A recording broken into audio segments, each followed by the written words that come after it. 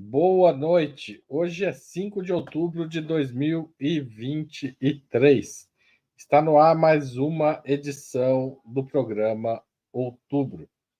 Eu queria abrir esse programa expressando o luto que o Brasil vive por conta das mortes ocorridas no Rio de Janeiro. 3 médicos e pesquisadores, entre eles o irmão da deputada federal Sâmia Bonfim, do PSOL de São Paulo, Diego Ralph Bonfim, de apenas 35 anos, foram chacinados na madrugada de hoje. Trata-se de um caso a ser investigado seriamente. Há muitas hipóteses para o crime, entre elas a de que o alvo não eram os médicos, mas um chefe miliciano. É cedo, no entanto, para termos certezas, exceto de que crimes assim não podem ocorrer. Não podemos mais uma vez viver a angústia da morte de Marielle Franco, até hoje não suficientemente esclarecida. O presidente Lula afirmou que a PF acompanhará as investigações e aguardamos os resultados. Que esta investigação seja profunda, detalhada e resolva ao máximo os questionamentos que têm sido feitos nas ruas e nas redes. O tema de outubro de hoje é a reforma da Organização das Nações Unidas, discutida desde meados da década de 90, quando a organização completou 50 anos. Ela tem pouco avançado. Lula, em seu discurso em Nova York, na abertura dos trabalhos da Assembleia Geral, apontou para vários problemas da ONU e sua incapacidade com questões centrais como a fome no planeta e as guerras, como a guerra da Ucrânia. Por outro lado, criticou membros do Conselho de Segurança que provocam ou lideram conflitos, contrariando a Carta da ONU. O Brasil, aliás, acaba de assumir a presidência do Conselho de Segurança, órgão mais poderoso da Organização das Nações Unidas, para o qual há muitos anos o Brasil postula uma vaga permanente.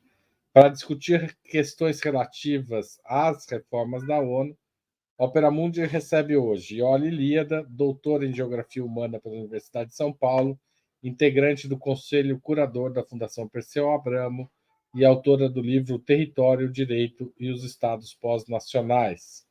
Mônica Bruckmann, professora do Departamento de Ciência Política da Universidade Federal do Rio de Janeiro, uma das principais estudiosas do desenvolvimento econômico latino-americano. E Jones Manuel, historiador graduado pela Universidade Federal de Pernambuco, mestre em serviço social, educador popular e comunicador digital. Em nome de Opera Mundi, eu cumprimento os 3 convidados e passo a primeira pergunta desta noite. Em seu discurso na Assembleia Geral, Lula defendeu a renovação das instituições multilaterais. O discurso foi muito aplaudido, mas ele pode realmente ter efeitos práticos? O Brasil tem força política suficiente no cenário internacional para conseguir fazer avançar uma reforma que torne a ONU mais efetiva e democrática? Começo com Iole Ilíada. Boa noite. Boa noite, Jones, Mônica, boa noite, Haroldo. Um cumprimento especial a quem nos assiste. E quero fazer cor com o Haroldo na consternação com o que aconteceu hoje no Rio de Janeiro. Quando o Lula falou sobre uma reforma, a necessidade de uma reforma no sistema ONU, ele foi aplaudido porque, de fato, existe uma grande insatisfação com os rumos da instituição, que se deve àquilo que os especialistas no assunto gostam de chamar de um déficit de legitimidade e um déficit de efetividade, né? As duas coisas associadas. Então, existe essa insatisfação. Agora, eu queria, para poder responder a sua pergunta sobre efeitos práticos, eu queria olhar o problema sob uma chave diferente daquela a que, em geral, esse problema, aquela sob a qual, em geral, esse problema é discutido. Porque a gente tende, até para o dever de ofício, a discutir o problema sob a chave da questão política, né? Nesse caso, das políticas externas, da diplomacia. E eu queria puxar a análise para as questões mais objetivas. E acho isso importante, porque, veja, a ONU ela não nasce simplesmente de de uma necessidade política, né? Não nasce do fato de que os países sentaram e pensaram, bom, vamos criar um organismo para ter mais estabilidade no mundo. Ela nasce como uma tentativa de estabilizar uma situação depois de uma grande guerra mundial. E, por sua vez, ela joga no lixo da história a tentativa anterior, que foi a tentativa da Liga das Nações de 1919. Eu chamo a atenção para isso, para dizer que o que é a ONU, o que é o sistema ONU? É um arranjo político-jurídico e ele reflete, evidentemente, uma determinada correlação de forças. Pois bem, esse arranjo ele foi razoavelmente estável durante a Guerra Fria, né, por causa do equilíbrio de poder que ali existia, embora a única alteração que tenha havido, a única reforma importante que tenha havido, tenha sido durante esse período, que foi em 65, quando se ampliou o número de membros não permanentes, né, do Conselho de Segurança de 6 para 10, mas isso já era em 65, já era na esteira, na verdade, depois que tinha havido a crise dos mísseis entre Estados Unidos e União Soviética, então estava se tentando também construir alguma distensão entre, naquela tensão, evidentemente, estava tentando jogar uma água na fervura daquela tensão daquele momento. Por que estou recuperando tudo isso? A gente poderia, o reloginho já está aqui me pressionando, então, para chegar no hoje. Em 70, 80, quando você teve uma grande crise novamente, uma grande crise, uma reestruturação, uma reorganização do sistema internacional, que passa de multipolar para a tentativa de construção de uma ordem unipolar, há naquele momento uma tentativa dos Estados Unidos de ampliar o Conselho de Segurança com os seus aliados, que eram naquela época Alemanha e Japão. Bom, vários outros países colocaram o pé na porta, o Brasil inclusive, e a partir daí começa uma discussão. Claro que eu estou me referindo especificamente ao Conselho de Segurança, e a sua pergunta é sobre o tema da reforma de maneira mais ampla, mas tudo isso para chegar no atual e dizer: Lula tem condições, tem força para realizar essa mudança, uma transformação no sistema ONU? Primeiro, sozinho, evidentemente que não. Isso depende de um arranjo, de uma articulação de países com interesses geopolíticos comuns. Mas o que há de diferente hoje é que há mais condições objetivas de fazê-lo do que em outros tempos, justamente por aquilo que a gente vem discutindo já em vários programas, que é um novo momento de crise e rearranjo da ordem internacional. O tempo acabou e eu já ultrapassei, então eu tenho certeza que a gente pode continuar conversando sobre o assunto nas perguntas futuras. Obrigado, Iole. Jones Manuel. Boa noite, Iole. Boa noite, Mônica. Boa noite, Haroldo. Todo mundo que está acompanhando a gente. Veja, acho que vou pegar uma carona na resposta final, na fala final da Iole, né? Eu acho que há um processo de transição para uma nova governança global, né? Isso parece um dado posto. O processo de ascensão da China, né? O crescimento da economia chinesa, o peso que ela tem no mundo, sem fazer nenhum alarde e achar que a desdolarização é amanhã, mas um certo avanço de um processo de desdolarização. Eu vi um pesquisador ontem postando dado falando que a China já faz 54% do seu comércio com os países fronteiriços por fora do dólar, né? Só em moedas locais. Então, há um processo global de transformação, combinado, inclusive, também com a decadência econômica relativa da União Europeia, do Japão, parceiros tradicionais desse bloco ocidental. Então, assim, condições globais para uma mudança de governança existem. Esse é um ponto. Agora, a gente entra no segundo ponto, que é... E aí pode ser ignorância minha, é bem provável que seja, mas eu desconheço qualquer mudança radical na governança global que não tenha sido precedido por uma guerra, né? Então, assim, acho que tem um segundo debate, que é, por exemplo, se a China consegue se afirmar como país hegemônico ou líder, ou continuar seu avanço em termos de domínio de ciência e tecnologia, avanço na reestruturação da geografia do comércio mundial, sem passar por uma guerra com os Estados Unidos. E aqui se desdobra em outros assuntos também, que é a própria capacidade de dissuasão nuclear que existe hoje no mundo e se é viável ou não um conflito militar de escala global sem destruir a humanidade, e o que é colocado em termos de estratégia militar do imperialismo a capacidade de defesa da China e, em menor medida, da Rússia, né, como um parceiro mais subalterno à China, que não tem o mesmo protagonismo. Então, começo desenhando esse plano mais geral. Do ponto de vista do Brasil, o Brasil tem força política? Não. O Brasil é, como diria um pensador que eu não gosto muito, mas nisso ele está certo, o Brasil é um gigante abobado, né? O Brasil é um país com território gigantesco, com a população significativa, rico em recursos naturais estratégicos que vão ter cada vez mais protagonismo nas disputas globais, como recursos hídricos. O Brasil tem tudo para ser protagonista de energias renováveis nos debates sobre mudanças climáticas e tal, mas nada indica que esse potencial vai ser aproveitado desde uma perspectiva do projeto interno. E eu termino com isso para desenvolver próximas respostas. Não dá para a gente analisar a política externa do Brasil desligado do projeto interno que está sendo tocado no país. Certo. Mônica Bruckmann. Boa noite, Haroldo, Ioli, Jones. Boa noite ao público que nos acompanha. Eu sou beneficiada das respostas anteriores. A Ioli fez aquele panorama histórico das Nações Unidas e o Jones colocou questões estratégicas em relação ao papel do Brasil nas Nações Unidas. Eu iria direto ao ponto.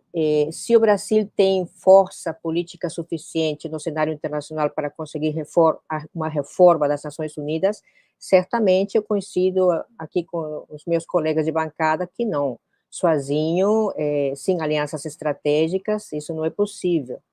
Porém, eu queria lembrar que desde o início do governo do presidente Lula, desde 2023, o Brasil retoma um papel importantíssimo na agenda internacional, inclusive com condições de liderança inquestionáveis, e isso tem se influenciado para um novo dinamismo das relações Sul-Sul e um novo dinamismo de blocos tão importantes quanto os BRICS. Então, por exemplo, na declaração final de 94 pontos dos BRICS, está dito, no preâmbulo, inclusive, nos primeiros pontos e no preâmbulo, que um elemento importante, fundamental de ação coletiva dos BRICS é o fortalecimento do sistema internacional baseado em Nações Unidas. Esse é um aspecto que a China vinha defendendo nos últimos 2 ou 3 anos e que agora o conjunto dos países dos BRICS assumem como uma questão fundamental do acionar coletivo no bloco. Eu acho que isso não é pouca coisa. De fato, uma das questões correlatas a isso é, por exemplo, a reivindicação dos BRICS também, de uma maior participação de todos os países emergentes em todas as instâncias de Nações Unidas, não apenas no Conselho de Segurança, mas também em todas as instâncias que tratam temas estratégicos, inclusive aqueles relacionados à crise climática ou à mudança climática. Então, eu acho que, de fato, os países do Sul têm cada vez mais maiores condições de influir e, eventualmente, produzir algumas reformas que irão paulatinamente crescendo. Quando se trata de questões concretas, a gente pensa, por exemplo, o financiamento de Nações Unidas.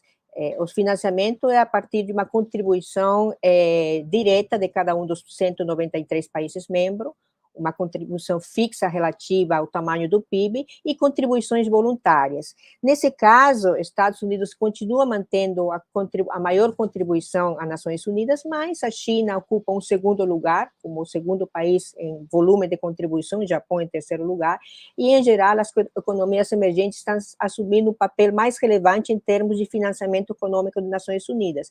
Isso certamente vai mudar também o quadro de possibilidades dentro das Nações Unidas para, de alguma maneira, acolher as demandas dos países emergentes. Então, eu acho que esse é um processo que está em andamento, não temos nenhuma garantia, é verdade, mas o que vemos é uma fervorosa vontade política dos países do Sul para ampliar a influência dentro das Nações Unidas. E, simplesmente para terminar, uma das questões que eu acho muito relevantes, que o presidente Lula também colocou na sua intervenção na Assembleia Geral das Nações Unidas em setembro passado, é que os países emergentes iriam levar uma posição conjunta, na medida do possível, na próxima Conferência das Partes, agora em novembro, em Dubai. Então, a gente já vê que tem espaços e esferas de maior articulação, cada vez de maior articulação em torno a agendas altamente relevantes, fundamentais da política internacional. Eu acho que isso também é uma questão importante a tomar em conta quando a gente pensa os instrumentos e as possibilidades de crescimento da participação do Brasil e os emergentes em possíveis reformas da estrutura das Nações Unidas. Eu vou sair um pouco do meu roteiro original, vou fazer uma pergunta, vou fazer exatamente o que vocês fizeram. E aí ele começou... O Jones pegou carona na Iólia, a Mônica no Jones, e eu vou pegar carona na Mônica. Os países emergentes reconhecem o Brasil como uma liderança de fato nesse processo? O presidente Lula encarna mais do que a vontade da diplomacia brasileira, a vontade da diplomacia desses países? O Brasil, como lidaria o Brasil no papel de representar estes outros países? Jones Manuel começa. Veja, eu acho que tem duas questões aqui para a gente pensar. Acho que a primeira coisa é o peso individual da figura do Lula. O Lula é uma das figuras mais famosas da Terra, né? O Lula, o Cristiano Ronaldo, o Messi e mais uns 2 ou 3 aí, né? Então o Lula tem um prestígio, um peso no cenário internacional que faz por si só que a política externa do seu governo tenha um destaque que pode até destoar um pouco, por exemplo, da própria posição do Brasil na economia, na capacidade de defesa militar, na indústria cultural global e etc, etc. Então, quando o Lula se tornou novamente presidente, isso foi uma notícia de peso mundial e as primeiras viagens do Lula foram um frenesi, né?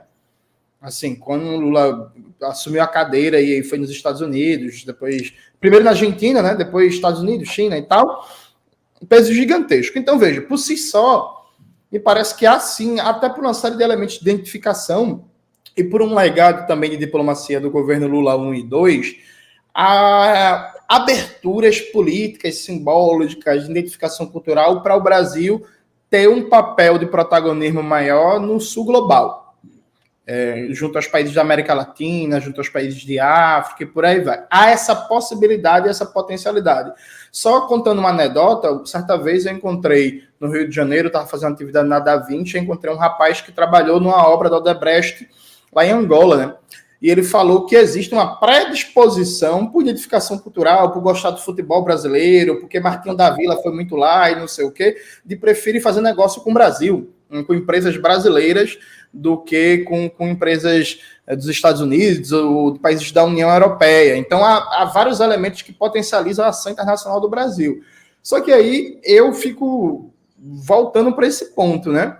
Veja, a política externa ela deve responder para potencializar o projeto de política interna. Então, para o Brasil assumir um protagonismo global cada vez maior, isso passa o Brasil ter capacidade de, por exemplo, firmar cada vez mais acordos comerciais, para o Brasil aumentar sua complexidade produtiva, sua capacidade de desenvolver ciência e tecnologia, ter, inclusive, crescimento econômico e geração de riqueza para fazer cada vez mais política de solidariedade, que isso é muito importante também na afirmação de uma diplomacia global, ter uma indústria cultural cada vez mais potente para conseguir aumentar sua capacidade de soft power no mundo e tal. E nada disso está colocado na conjuntura brasileira, assim, né, gente? Conjuntura brasileira. Inclusive, a política externa vem servindo como uma espécie de escapismo para a mediocridade que está a política interna, né? Então, ontem o Senado aprovou, por exemplo, um negócio que vai tirar 18 bilhões do SUS esse ano, e aí depois uma comissão do Senado aprovou uma PEC que legaliza o comércio de sangue, que é o primeiro passo para o comércio de órgãos, né? Que primeiro eles vendem o sangue, depois vem o rim, o fígado e por aí vai. Sem falar de toda essa baderna institucional que está acontecendo no confronto do Senado com o STF, e que quer atacar o governo, e que quer colocar emenda impositiva, sabe? Então, assim, nada na política interna indica que o Brasil está indo num caminho que ele vai aumentar sua capacidade de, enquanto Estado nacional, ter uma proeminência global cada vez maior. Absolutamente nada. Obrigado, Jones. Mônica Bruckner. Bom, definitivamente eu coincido com o Jones quando ele diz que Lula é uma liderança internacional inquestionável, global, e já foi uma liderança global durante os primeiros 2 governos do século XXI. Então, a capacidade que ele tem de, digamos, representar os interesses das economias do Sul, a força do seu discurso, que teve uma expressão muito clara na última Assembleia Geral das Nações Unidas, é inquestionável. Agora, mais do que, digamos, falar desse processo de construção de liderança, eu queria me remitir a alguns dados históricos que mostram a influência que, de fato, teve o governo brasileiro na liderança de Lula nas Nações Unidas. Em 2015, redefiniram-se os Objetivos de Desenvolvimento Sustentável, né? Criaram-se as ODS. São 17 metas, ou 17 grandes objetivos e mais de 160 e pouco metas concretas alocadas em cada um desses 17 objetivos de desenvolvimento sustentável. Um deles, que é exatamente o de fome zero, foi exatamente diretamente inspirado na política brasileira de fome zero. Né? Então, o Brasil teve capacidade de influir na agenda das Nações Unidas num tema tão estrutural quanto as ODS. Agora, se a gente vê o discurso do presidente Lula agora em setembro, na Assembleia Geral das Nações Unidas, ele tocou temas muito relevantes e que, de alguma maneira, constituem um consenso mundial, o consenso das economias do Sul, porque ele colocou as tensões, inclusive, de interesses, uma espécie de geopolítica da questão ambiental. Quer dizer, a responsabilidade não é de todos, a responsabilidade é diferenciada, isso esteve muito presente no discurso. Mas ele não só falou de crise climática, falou da questão da fome no mundo, fez um chamado para uma ação muito mais eficiente de combate à fome no mundo, a desigualdade social, inclusive se propôs criar um ODS, um Objetivo de Desenvolvimento Sustentável, adicional, seria o 18º Objetivo de Desenvolvimento Sustentável, que é o combate à desigualdade racial, ou promover a igualdade racial. Veremos como isso influencia, talvez, de uma próxima reformulação das ODS, incluindo essa proposta do Brasil. Seria uma forma de, digamos, medir a influência que pode ter o Brasil.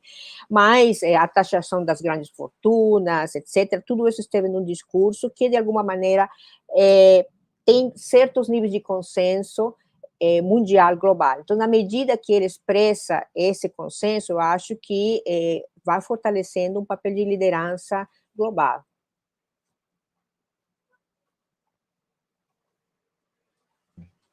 Esqueci de abrir o microfone. E olhe, é sua vez. Se os países do Sul Global se sentem representados ou podem se sentir representados pelo Brasil, pela figura do Lula, eu acho que agora mais do que antes. Eu vou explicar por quê. Porque, da minha opinião, né? Se nós lembrarmos, então, voltando àquela ideia de que o debate sobre a ONU responde a questões objetivas. Em 2003, se vocês lembrarem, os Estados Unidos invadem o Iraque sem autorização do Conselho de Segurança da ONU. Neste mesmo ano, se impulsiona, era o Kofi Annan, o secretário-geral, desculpem, se impulsiona um processo amplo de debate justamente sobre uma reforma do Conselho de Segurança da ONU.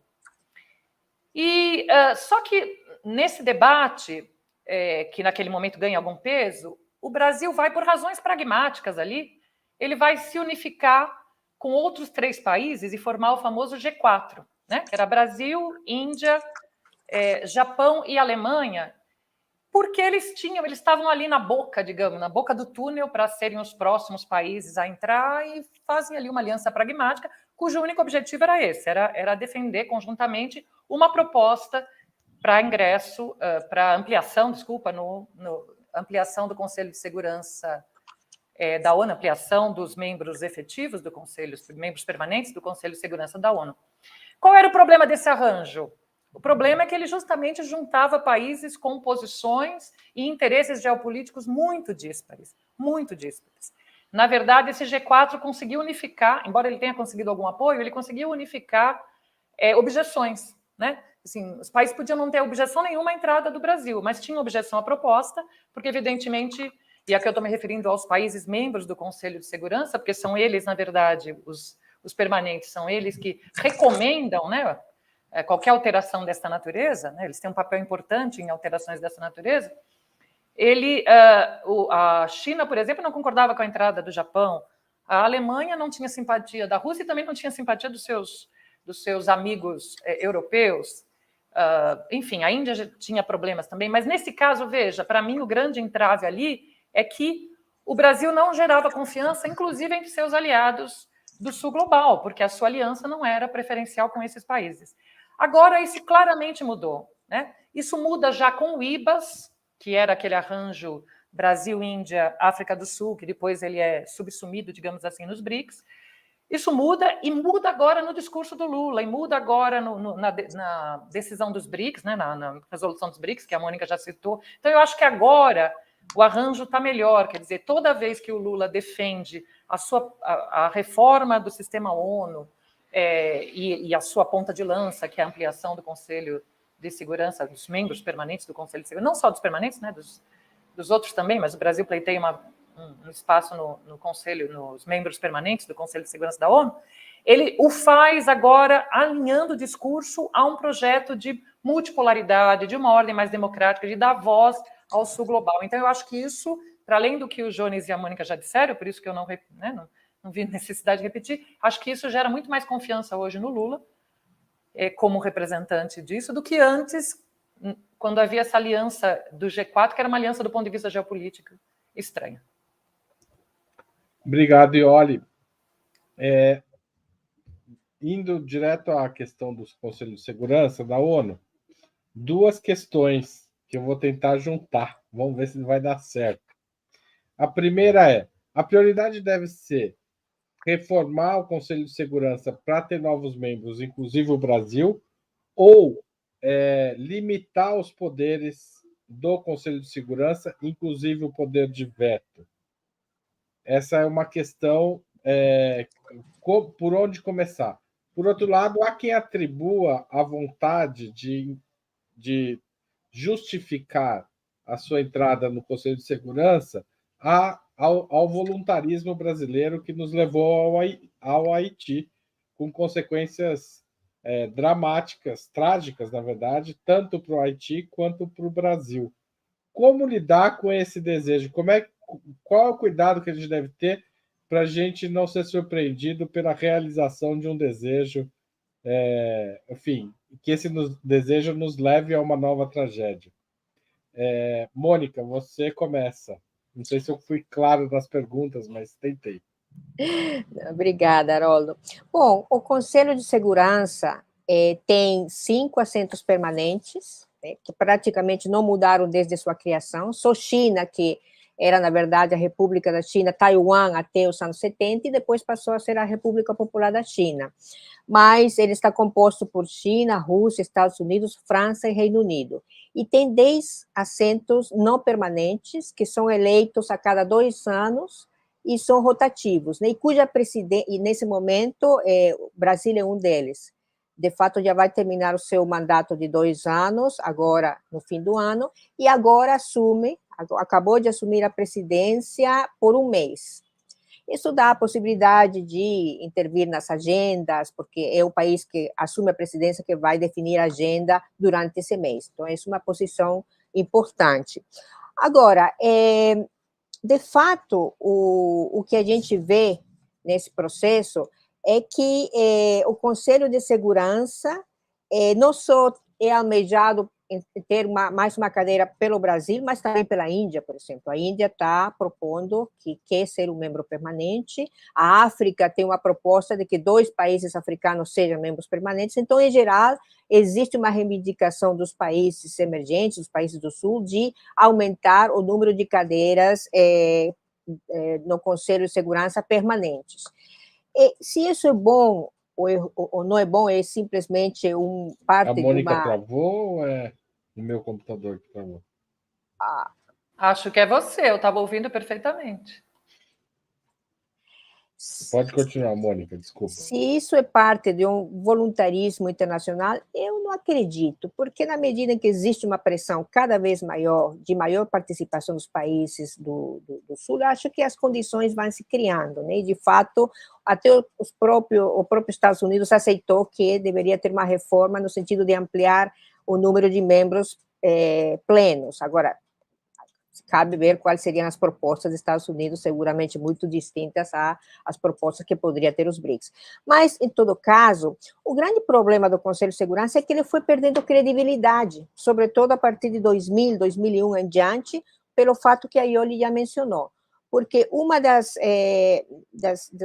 aspectos contidos na Carta das Nações Unidas e replicado pelo Conselho de Segurança é que nenhum país do mundo pode iniciar um conflito armado sem ser discutido e aprovado no Conselho de Segurança. E, de fato, o que tem acontecido é que, em vários momentos, não só Estados Unidos, mas principalmente Estados Unidos, levou à frente conflitos armados sem autorização do Conselho de Segurança, apelando a uma legitimidade de defesa e de soberania nacional. Então, de fato, o que tem acontecido é que existe uma ilegalidade nessas ações, mas, de alguma maneira, se reconhece uma legitimidade, uma ação ilegal, mas legítima, e isso tem dado uma crescente falta de credibilidade ao Conselho como um todo.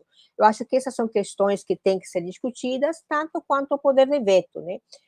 Qualquer um dos 5 países que tem os assentos permanentes pode ter poder de veto, tem poder de veto. Então, isso é parte da discussão, se esse poder de veto se mantém ou não. De fato, nós temos na história, desde 1991 até a data atual, que existiram por parte da Rússia, por exemplo, 152 usos do poder de veto, Estados Unidos 87, China 19, Reino Unido 32, França 18. Então, essa é uma questão que deve ser discutida, sim. Obrigado, Mônica. Passo a palavra para Ioli. O Celso Amorim costuma sempre chamar atenção para o fato de que, segundo ele, mas eu tendo a concordar com ele, afinal de contas, quem sou eu, né, para discordar, de que essa ideia de que tudo que o Brasil faz é em troca de um assento permanente no Conselho de Segurança da ONU foi uma construção, foi uma narrativa, né, para usar a palavra da moda, disseminada principalmente pela grande mídia. Então, é a grande mídia que sempre associa tudo que o Brasil faz, seja um voto, uma abstenção numa determinada questão, seja a invasão, olha o ato falho, seja a liderança das tropas enviadas ao Haiti, seja o acordo nuclear com o Irã, né, aquele obtido junto com a Turquia. Tudo que o Brasil faz é colocado pela mídia, pela grande mídia, nesta chave e associado a uma obsessão. A palavra usada é essa. Então, um pouco desse debate é contaminado por essa narrativa, porque aí eu acho que a palavra cabe, e nem sempre é isso, né? Mas o Brasil tem que tomar posições, e aí é uma narrativa conveniente, porque é fácil você dizer que tudo que o Brasil faz, ou por um lado ou por outro, é porque ele quer obter este assento. Dito isso, eu acho que a reivindicação do Brasil é legítima a partir do momento em que existe esse debate posto na mesa. O Brasil não inventou esse debate, né? Eu estava dizendo que o primeiro a colocar esse debate foi o Clinton, lá atrás, quando ele propôs a ampliação para a Alemanha e Japão. Então, o Brasil não foi ele que propôs, mas uma vez que o debate está posto, é legítimo que ele, como um país importante, reivindique. E como disse bem a Mônica, ele não é o único. Né? Ele não é o único. E, aliás, essa é a grande questão. Porque sobre a reforma do Conselho de Segurança, hoje todo mundo é a favor, né? Dos BRICS, a União Europeia, do Biden, que fez um discurso nesse sentido, a China, bom, enfim, já falei dos BRICS, mas todo mundo é a favor. Só que isso é que nem a reforma tributária no Brasil, todo mundo é a favor, a questão é que reforma, né? Porque cada um, quando olha para a reforma, está pensando nos seus interesses particulares. Sobre o que é mais interessante, eu acho que uma coisa leva a outra. Porque justamente quando se debate ampliação, não é só a ampliação que está em jogo, é como vai funcionar. Vai funcionar? Todo mundo vai ter direito a veto? Não vai ter direito a veto? E em que medida vai se respeitar as resoluções do Conselho? Porque não adianta só ampliar se, como disse a Mônica, né, e como eu apontei no começo, quer dizer, essa crise de legitimidade permanecer. E essa relação com a Assembleia Geral, e com isso eu concluo, porque meu tempo está acabando, essa relação com a Assembleia Geral também. Porque, a rigor hoje, a Assembleia Geral, composta por 193 membros, ela decide o que ela quiser, mas ela, na prática, não manda nada, né? Então, embora o Conselho de Segurança hoje, de alguma maneira, mande pouco também, da forma como está construída, a Assembleia Geral não mande nada. Embora, e com isso eu termino, eu também não esteja de acordo com o Lula quando ele, em alguns momentos, fala em uma governança total da Assembleia Geral da ONU, na qual ela teria poder, o que ela decidisse teria que ser implantado pelos países automaticamente, mas isso é um outro debate. Tá certo. Jones Manuel, falta você. Eu não sei, assim, eu tenho dúvidas sobre o caminho tático a seguir. Me parece, como Mônica e Oli já muito bem colocaram, esse negócio de que o Brasil é afobado, o Brasil faz tudo pela essa cadeira, não é bem assim, né? Inclusive, só uma notinha rápida, eu até hoje não engulo essa ideia que o Brasil topou participar daquele descalabro no Haiti, na ideia de que foi só em busca de uma cadeira no Conselho de Segurança da ONU. Assim, de verdade, com todo respeito ao Haiti, mas eu não acho que ninguém vai fazer o cálculo estratégico. Vou ter um papel protagonista no Haiti, logo isso vai me credenciar para assumir um papel, uma cadeira no Conselho de Segurança da ONU. O Haiti não tem, né? Enfim, essa projeção global e esse peso global para se fazer essa relação de causalidade. Eu não acho que a diplomacia brasileira teria um cálculo tão primário, né? Embora tomou uma atitude horrível, né? Lá no Haiti, com vastas consequências, e que ninguém foi punido quando voltou para o Brasil, né? E aí boa parte deles viraram, inclusive, governadores, ministros, deputados e por aí vai. Mas aí eu não sei, eu nunca parei para pensar qual seria a melhor iniciativa de ação. Então, eu concordo integralmente com tudo que Oli falou sobre como fazer em termos de tática. Minha posição é a mesma da de Oli. Pronto. Muito bem. Aproveito a manifestação serena de Jones Manuel para fazer um intervalo aqui e pedir o apoio de vocês que assistem ao Opera Mundi. Nosso jornalismo precisa da contribuição de vocês. Nossa assinatura solidária está neste endereço, operamundi.com.br/apoio. Vai lá, a gente precisa de membros que nos financiem. Nós temos problemas de subfinanciamento também aqui. Torne-se membro pagante de nosso canal no YouTube, clique em Seja Membro, aparece aí debaixo da tela, se você estiver assistindo aqui, na plataforma YouTube. Você também pode mandar um super chat ou um super sticker. Ninguém mandou até agora, mas se mandar, ficarei muito feliz. Por outro lado, se você estiver assistindo um programa gravado, mande um valeu demais ou um Pix a qualquer hora do dia ou da noite. Pode estar assistindo ao vivo também, mandar. Né? Pode estar pagando uma conta, aproveitar e mandar um dinheirinho para a gente. apoia@operamundi.com.br. Nossa razão social é a última instância editorial limitada. Tá certo? Vamos fortalecer a imprensa independente, porque ela faz falta. Vocês comentaram aqui sobre a grande mídia, a gente está no outro lugar e a gente precisa do apoio de vocês. Passo à quarta pergunta da noite. Uma ONU mais poderosa, e aí eu pego inclusive a Assembleia Geral mais poderosa, não aumentaria o poder de estados imperialistas, sobretudo dos Estados Unidos? Não há o risco de uma pressão pela reforma na ONU resultar em mais mecanismos de controle político e militar sobre os países do G77? E olha, você colocou o problema, você começa a responder. Não sei, não, brincadeira. Eu não sei mesmo, mas eu vou tentar aqui dar minha opinião. Não, eu agradeço, na verdade, a pergunta, porque eu acho que ela permite colocar a peça que faltava nesse debate, né? Porque a gente já falou sobre a insatisfação, a falta de legitimidade, de eficácia do sistema ONU, de eficiência, na verdade, do sistema ONU. A gente já falou sobre a posição dos países sul global, que reivindicam mais voz, mais espaço, etc., mas falta uma peça. A Mônica chamou atenção para a posição, por exemplo, da China, mas também da Rússia, né? E isso se expressa na resolução dos BRICS, ela citou aqui, mas isso é bastante forte no posicionamento da China e no posicionamento da Rússia, que é de defesa do sistema... Tem um barulho aqui que é... Bom, barulho. Que é de defesa do sistema internacional ONU. A China criou em 21, inclusive, um grupo de amigos em defesa da Carta da ONU, contra o unilateralismo, mas em defesa da Carta da ONU. As declarações do Putin, inclusive recentemente, no evento em que ele participou, ele disse que a favor da reforma, falou da importância do Brasil, falou da importância da África do Sul, mas disse que é preciso tomar cuidado para que essas reformas não dinamitem, ele não usou essa expressão, é que eu estou usando, mas o edifício fundamental. Por quê? Porque eu disse na primeira resposta que esses arranjos políticos-jurídicos expressam uma correlação de forças. E ele expressa, nesse caso, a ONU expressa a correlação de forças do pós-guerra.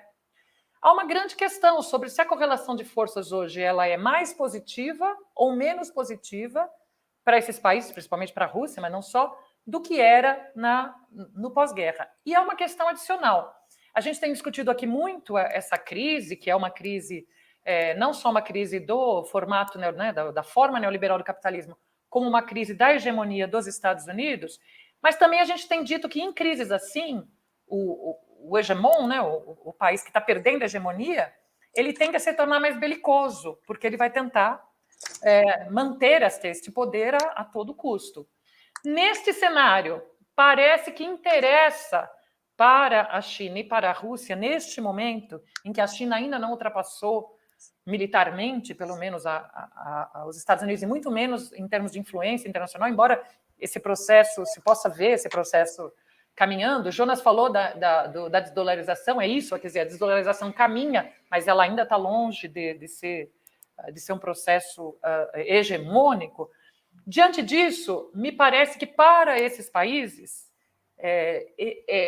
interessa, por enquanto, salvaguardar essa estrutura no qual China e Rússia, que são os principais adversários hoje dos Estados Unidos, China e Rússia mantêm ainda um poder de veto, um poder relativo grande. Haveria outros aspectos a tratar, como a questão do Brasil, mas eu vou ficar nesse.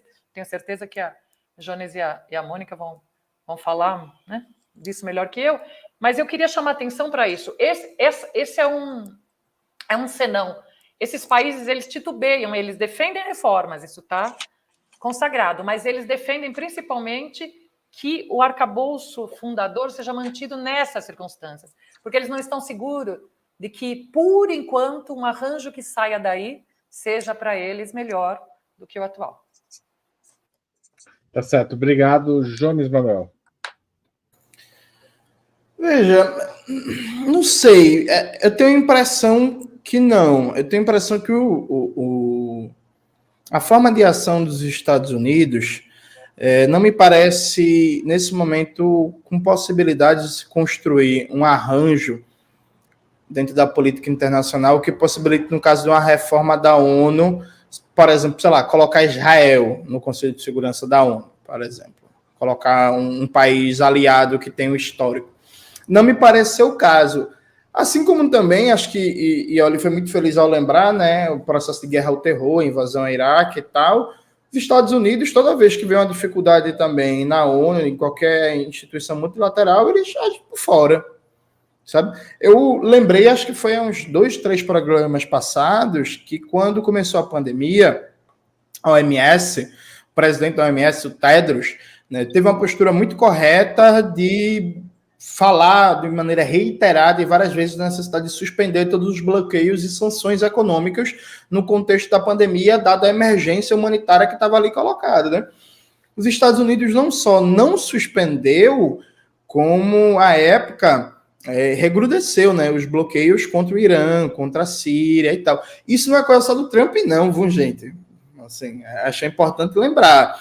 Isso é algo universalmente apoiado pelos dois lados do monopartidarismo competitivo ali dos Estados Unidos, né? O governo Biden agora mesmo endureceu algumas medidas contra Cuba, né? Cuba está na lista de países patrocinadores do terrorismo, por aí vai.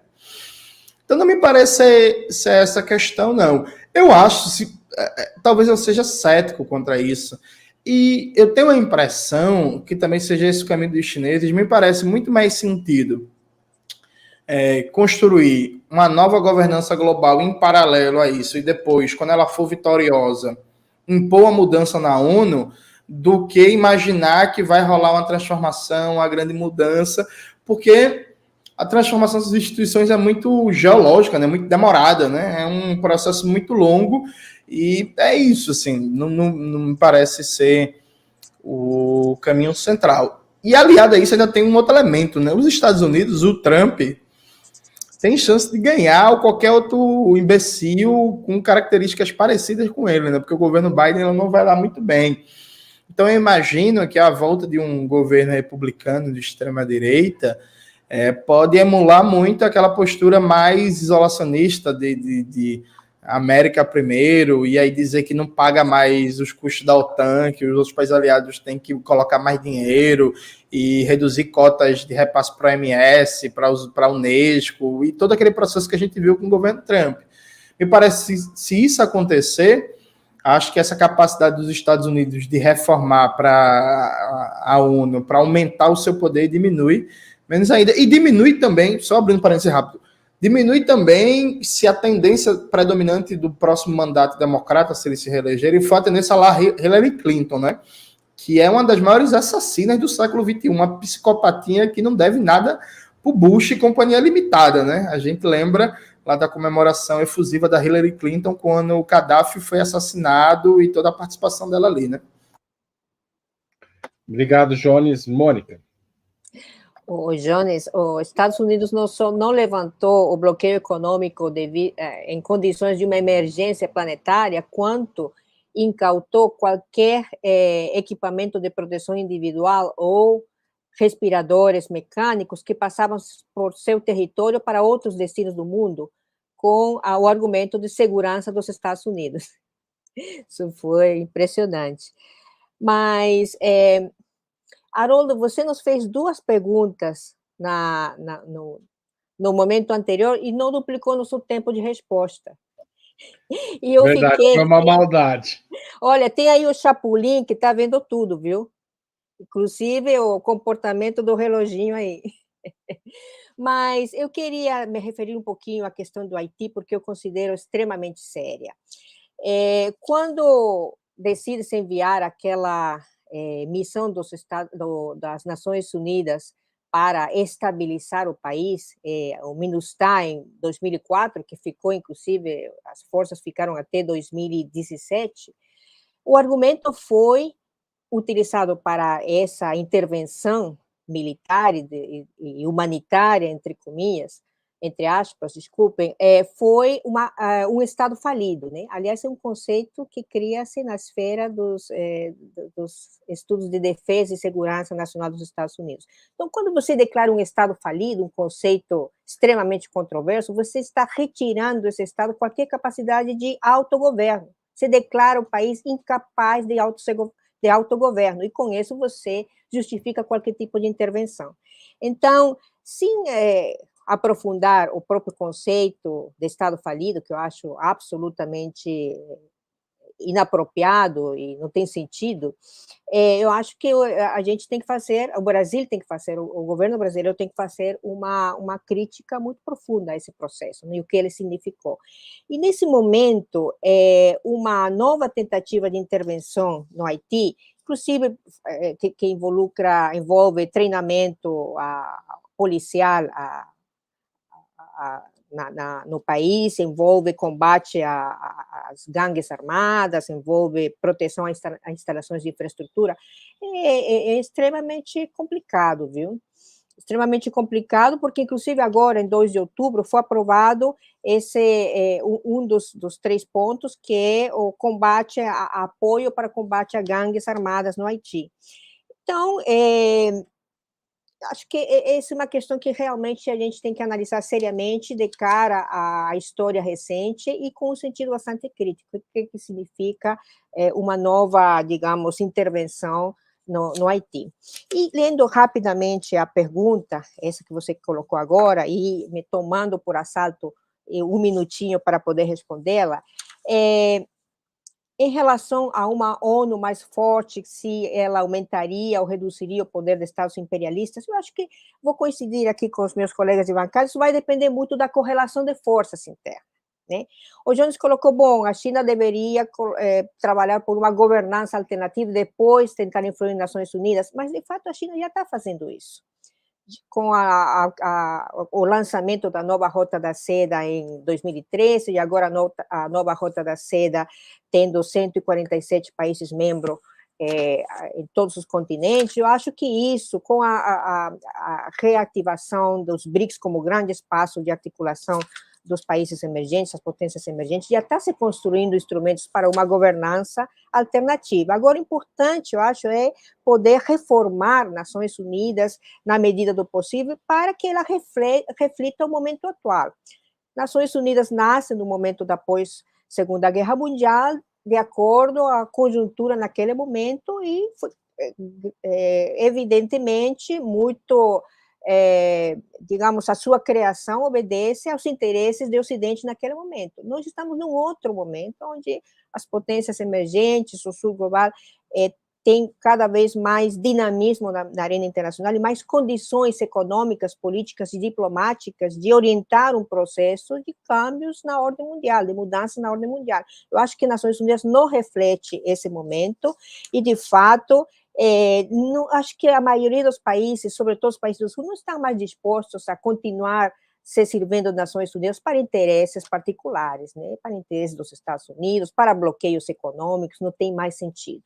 Então, acho que a tendência, se a gente avança na direção que já se delineou agora em 2003, é realmente a ter espaço para mudanças importantes desde a perspectiva dos países do Sul.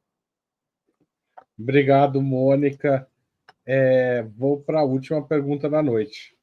O discurso de Lula tinha 2 frentes muito claras e relacionadas a problemas brasileiros: a fome e os eventos climáticos extremos, que nos últimos meses resultaram em fortes estragos no sul do país, causados por chuvas, e agora por uma seca muito forte na região amazônica. A ONU é um bom espaço para discutir esses temas, porque tradicionalmente é um espaço para discutir as relações entre os países, mas não há um problema global para além das guerras, né? Digamos assim. A ONU surge, como foi mencionado, para discutir, surge depois da Segunda Guerra Mundial, né? E a Liga das Nações depois da Primeira, né? Clima e fome são capazes de se tornarem os grandes assuntos da ONU, e isso, inclusive, favorecer as reformas? Jones Manuel, você começa. Veja, eu acho que é importante, dada a visibilidade, dada a importância dos espaços, debater os temas globais, né? Porque, por exemplo, a questão das mudanças climáticas e do aquecimento global e tudo isso, não dá para você ter soluções nacionais, né? A gente está falando de um tema que, por mais que você faça, entre aspas, o dever de casa, você não está salvo das mudanças climáticas se todo o resto do mundo seguir, como sempre, no capitalismo. Então, é necessariamente um tema que envolve uma proposta de cooperação e de ação global. O grande problema é que o discurso é muito massa, mas ele não tem concretude prática, né? Assim,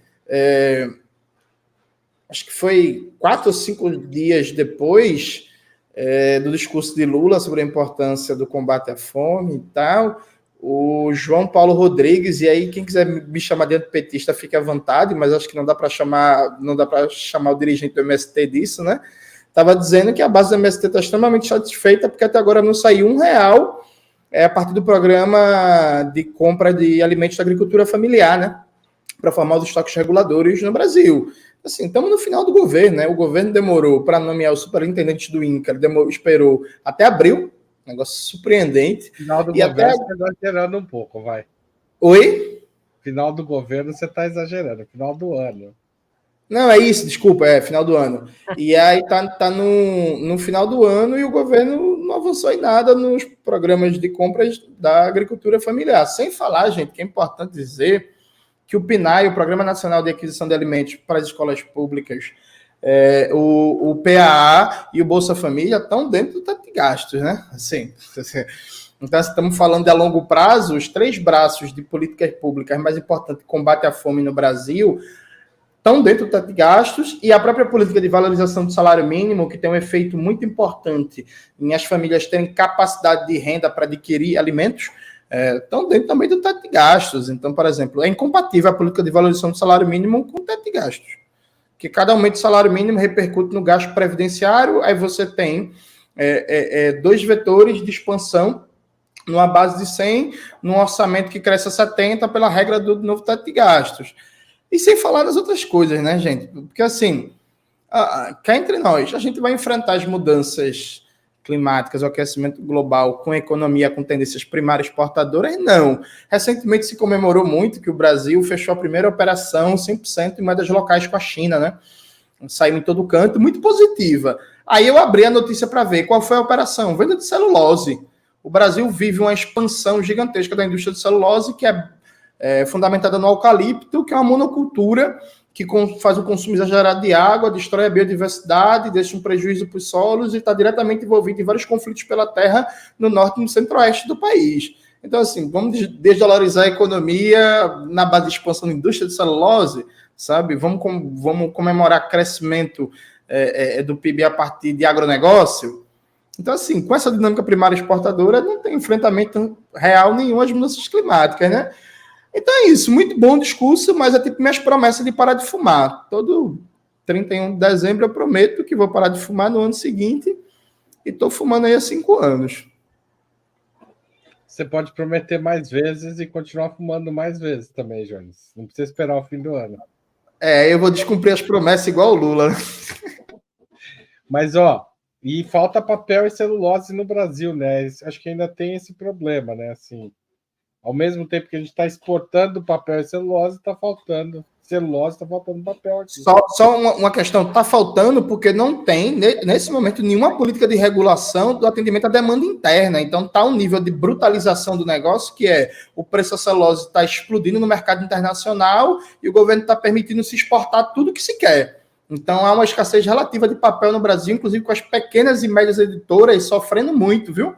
Gente, tá uma situação difícil para elas. Então, o texto do dia desse era menos armas e mais livro, mas tá difícil ter livro, viu, gente, com esse preço do papel.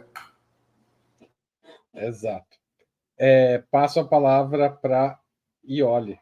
Não, para Mônica, desculpa.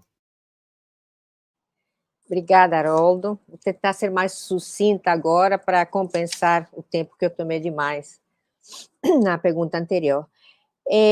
Bom, de fato, problemas complexos, como já o Jones apontou, como a mudança climática, ou a crise climática, que é um termo que eu prefiro usar pela gravidade da situação, ou a pandemia, são indispensáveis de serem tratadas a nível global. No caso da pandemia, a OMS esteve muito limitada na sua capacidade de ter uma coordenação global, por várias razões, entre elas o fato do negacionismo de vários países, o fato dos Estados Unidos, que era o principal contribuinte, ter saído da OMS no meio da pandemia, etc.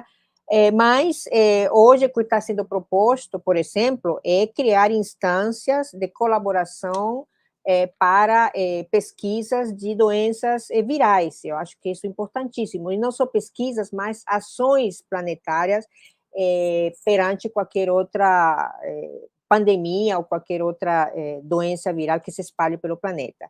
E, efetivamente, a questão ambiental é uma dessas questões complexas que merecem uma atenção planetária e em relação à qual Nações Unidas têm cumprido um papel insuficiente. Importante porque conseguiu coordenar algumas ações globais, mas avançamos muito pouco, ou muito menos do que deveríamos avançar e do que o momento exige. Estamos muito longe de ter digamos, uma coordenação adequada, eficiente, sobretudo, como você bem chamou a atenção, instrumentos concretos e vontade política, né? Isso tem a ver, por exemplo, com que realmente os países que mais poluem no planeta tenha investimentos maciços, não apenas de 100 mil bilhões de dólares por ano, mas muito mais do que isso, que correspondam à responsabilidade que tem na emissão de gases de efeito estufa.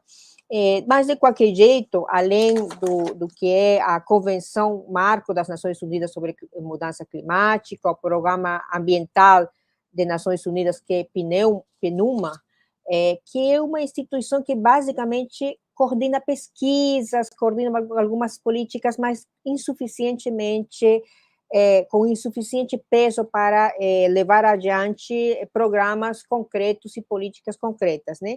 E a Convenção das Nações Unidas sobre Diversidade Biológica, é mais do que articular ações planetárias ou no âmbito das Nações Unidas, faz, sobretudo, uma tarefa de pesquisa que também é insuficiente. Então, certamente, Nações Unidas é o espaço fundamental para discutir esses grandes temas que envolvem situações gravíssimas para a humanidade toda, mas que foi feito não só de maneira insuficiente, mas eu acho que foi negligenciado esse papel que deveria ter.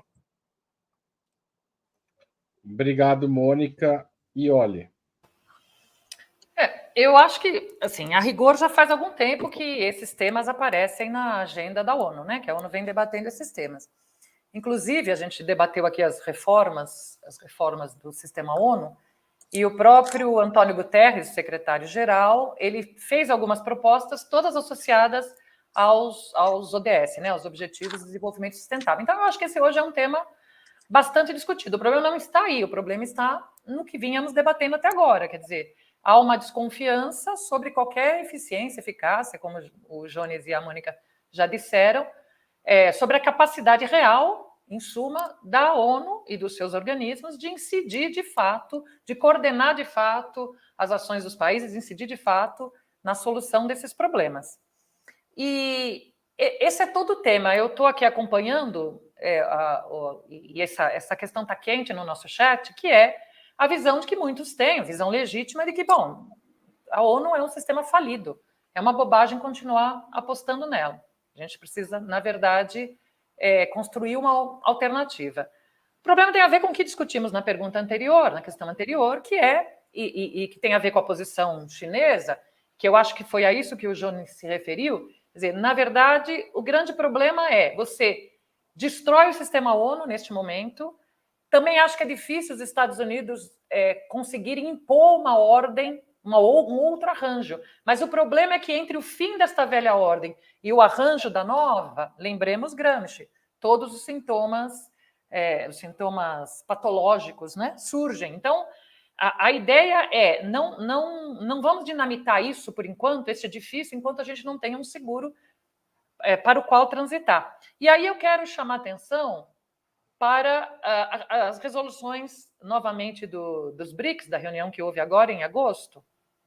Há um detalhe interessante que eu esqueci de citar.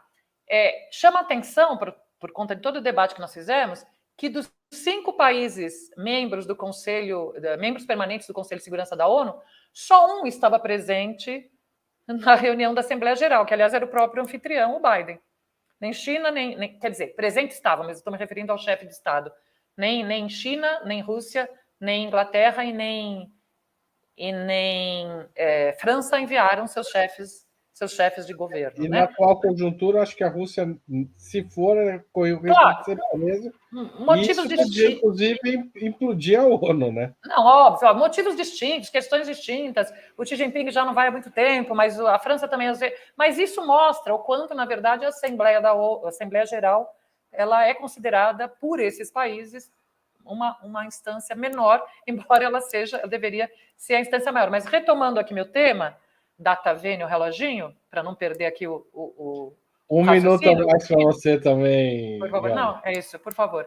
Então eu quero chamar atenção para as resoluções dos BRICS, Lembremos que no encontro dos BRICS, agora na África do Sul, o próprio Antônio Guterres estava presente. E todas as resoluções, se vocês pegarem ali, são longas, todas elas remetem às metas e aos objetivos estipulados pela ONU. Então, ela não se apresenta como algo paralelo. Olha, nós vamos estabelecer os nossos objetivos em termos de mudança climática, em termos da fome, em termos do combate à fome, em termos do combate à crise climática. Não, nós vamos nos remeter aos objetivos estipulados pela própria ONU. Mas, ao mesmo tempo, na linguagem das resoluções, está ali embutido uma crítica ao fato de que a ONU não tem sido efetiva para resolver. Então, veja, esse é um caminho interessante. Por quê? Você traz para os BRICS, né, que é esse novo arranjo, traz para ele as próprias decisões da ONU, um pouco para desvelar como a ONU não tem sido capaz de resolvê-las, mas, ao mesmo tempo, se colocando como um instrumento à disposição de uma efetividade maior na sua resolução. E me parece que é este o caminho, Nós estamos num momento de transição, então o caminho é você vai fazendo as coisas aos poucos, sem desarranjar aquele edifício, construindo novos arranjos, novos edifícios. Isso me parece mais seguro neste momento.